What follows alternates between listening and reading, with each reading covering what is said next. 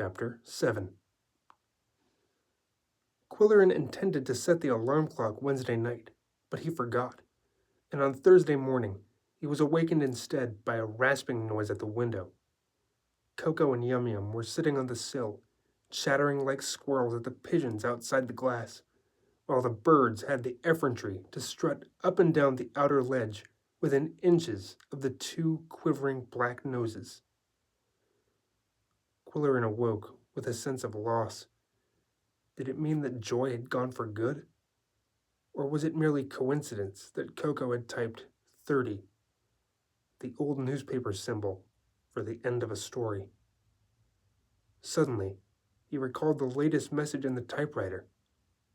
Coincidence or not, it was fantastic. D-O-G, he said aloud, and he leaped out of bed with an urgent question on his mind. He intended to ask Robert Mouse at the breakfast table, but missed him. He asked Mrs. Marin. She was of no help. He asked Hixie when she reported for ham and eggs and country fries with cinnamon toast, but she had not the faintest idea. Dan Graham failed to appear for breakfast, and when Quillerin telephoned the pottery later, there was no answer. Finally, he called Robert Mouse at his office. "I regret to say that it escapes my memory," the attorney said, "but allow me to consult a copy of the contract."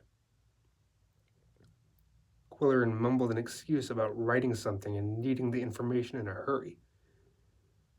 "No," said Mouse after consulting the files. "I see no evidence of a middle name or initial." Quillerin phoned Arch Riker at the office and told him about the three-letter word in the typewriter. He said, "I was sure Dan Graham was the type who'd have a middle name like Otho or Oglebert, and I thought Coco might have been trying to tell me something. He's come up with some clues in the past that were no less fantastic." "I'm glad he's learning to spell," Riker said. "In another 6 months, he should be able to take over your column." "How was your dinner last night?" "Fine, but I didn't learn much. Mouse gave me an unlikely story about how he got his black eye."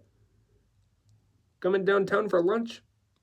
"No, I want to stay home and write my review of the Toledo Tombs. This gourmet racket is full of absurdities, and it's going to be hard to strike the right note, halfway between adulation and a horse laugh." "Don't offend any restaurant owners," Arch warned him, "or the advertising department will be on my neck. Any news about Joy?" "No, nothing." Quillerin had another reason for wanting to stay home, to be near the phone in case she called. He knew it was too soon to expect a message in the mail. She had been gone hardly more than 24 hours. And yet he rushed downstairs when the mail delivery came at 11 o'clock and was disappointed to find nothing in his slot in the foyer. Then he convinced himself that any communications from Joy would be addressed to his office. She would be smart enough for that. A letter in her handwriting would be too easily recognized at Mouse House. He wondered if the post office was equipped to cope with a letter addressed to Ju Ku at the Dui Fuxu. He spent the next hour at his typewriter, trying to write a slyly objective report on the Toledo Tombs. After several fruitless starts, he abandoned that subject and began a profile of Robert Mouse, with his pride, sharp knives, lots of butter, and his numerous prejudices. Mouse abhorred tea bags, pressure cookers, canned fruit cocktail, bottled mayonnaise, instant coffee, iceberg lettuce, monosodium glutamate, eggs poached in geometric shapes, New England boiled dinners, and anything resembling a smorgasbord, salad bar, or all-you-can-eat buffet. Once or twice, Quillerin stopped and listened. He thought he could hear someone singing. It was rare to hear a live song, not radio and not television. Somewhere, a man was singing a Scottish air, and the newsman's Macintosh blood responded. Quillerin was poking at the keys, quoting Mouse on the horror of potatoes baked in foil, when there came a knock on the apartment door. Standing in the hall was his elderly neighbor with her white hair and flowery face powder, her crossword puzzle, and abundance of costume jewelry. "Forgive me for intruding," Miss Roop said, fingering her 3 strands of beads. "But this puzzle has me stumped, and I thought you might have a good dictionary, being a writer and all. I need an 11-letter word for a kind of orchid. The first letter is C, and it ends in M." "Cypripedium," said Quillerin. He spelled it for her. Miss Roop gasped, and a look of adoration crept into her small, blue, wrinkle-framed eyes. Why, you are remarkable, Mr. Quillerin." He accepted the compliment without revealing the truth. He had learned the word while playing a dictionary game with Coco a few months before. "Will you come in?" he asked. She started to back away. "Oh, you're probably busy writing one of your wonderful columns." But her eyes seemed eager. "It's about time I took a breather. Come on in." "You're sure it's all right?" She glanced down the hall in both directions, before stepping quickly into the apartment, with a guilty little shrug. Quillerin closed the door behind her, and when she looked apprehensive, he explained that he must keep the cats from running into the hall. Coco and Yum Yum were sunning themselves on the blue cushion atop the dining table. Miss Roop glanced at them and stiffened perceptibly. Coco was stretched full length, and Yum Yum was playing with his tail. He tantalized her by slapping it this way and that, and she grabbed it whenever it came within reach. Airborne cat hairs could be seen glistening in the shaft of sunlight that slanted through the studio window. The relentless daylight also emphasized the 2 sets of wrinkles on Miss Roop's forehead, caused by the habit of raising her eyebrows. Coco caught her disapproving stare and stopped playing games. He rolled over, lifted one hind leg, and proceeded to lick the base of his tail. The visitor quickly turned away. "Will you have a chair?" Quillerin offered her one of the dining chairs, guessing that she liked to sit up straight. He also offered to make a cup of instant coffee, but she declined hastily, as if he had made an indecent suggestion. Mischievously, he asked, "Something stronger?"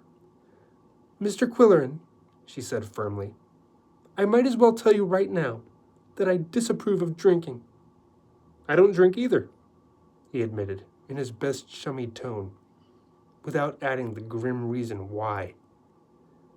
Again she beamed at him with so much warmth that she embarrassed herself and began to talk self-consciously. Too much, too loud, and too fast. "I love my work. Mr. Hashman was a brilliant man, rest his soul. He taught me everything I know about restaurant management. He sold out a long time ago. And now the Heavenly Hash Houses are a very big fast food chain. You probably know that. They're owned by 3 brilliant businessmen. Perhaps I should write a column on the history of the Hash Houses, since they originated in this city." Quillerin told himself it would be a neat way of sidestepping the quality of the food. "Would you be willing to be interviewed?" "Oh dear no, don't mention me. I'd rather you would write about the 3 brilliant men who expanded the chain from 3 restaurants to 89. "All uniformly mediocre," thought Quillerin. He reached for his pipe, and then changed his mind, convinced that his visitor would disapprove. With circumspection, he attempted to pump her for information. "I'm hoping to write several stories on the gourmets who live at Mouse House. Do you have any suggestions as to where I should start?" "Oh, they're all interesting individuals. Take my word for it," she said enthusiastically. "Certainly a varied group. Do they all get along well?"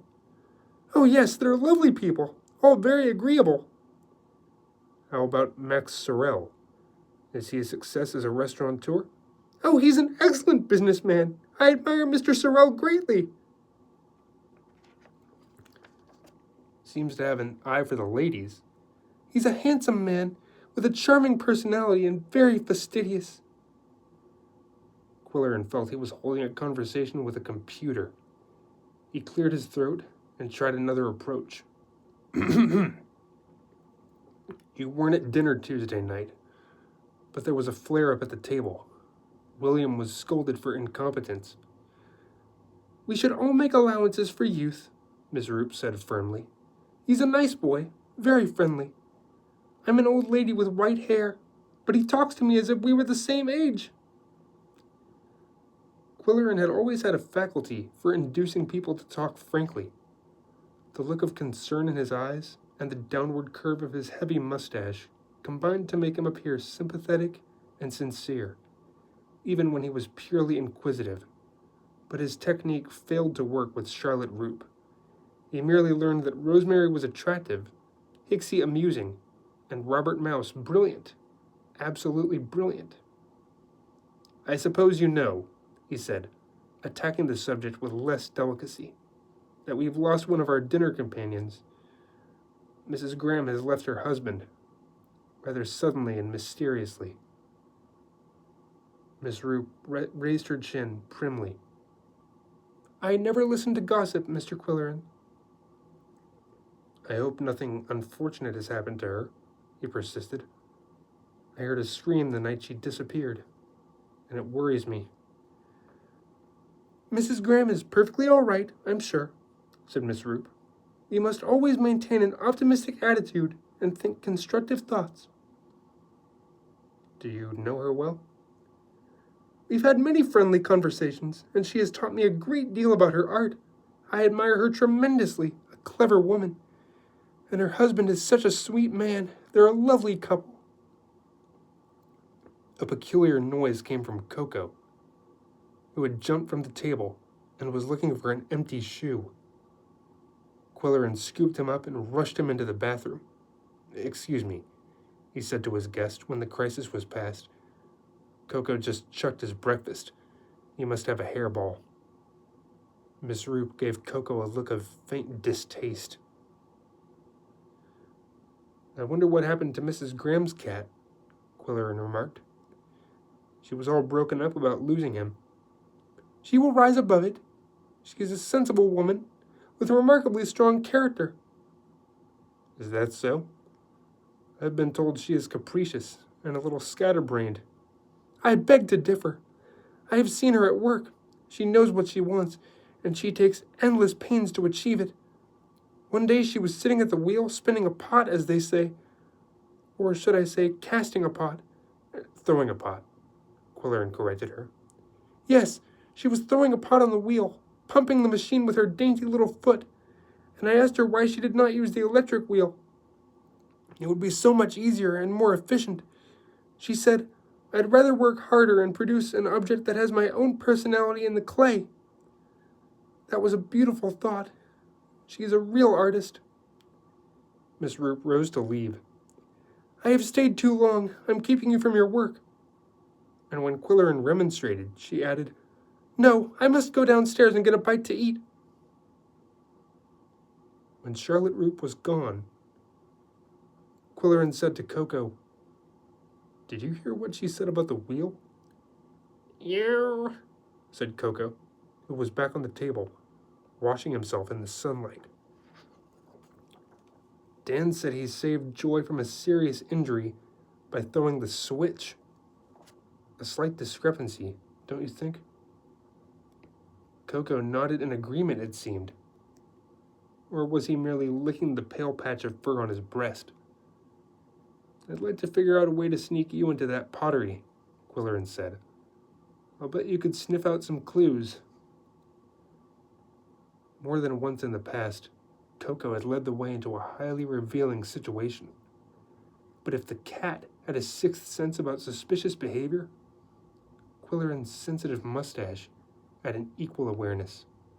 Many a time, it had alerted him to bad news, hidden danger, and even unsuspected crime.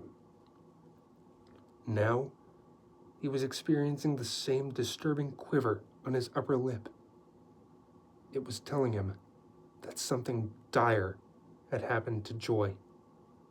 It was telling him that Joy was not alive. He didn't want to believe his hunch. He refused to believe his hunch.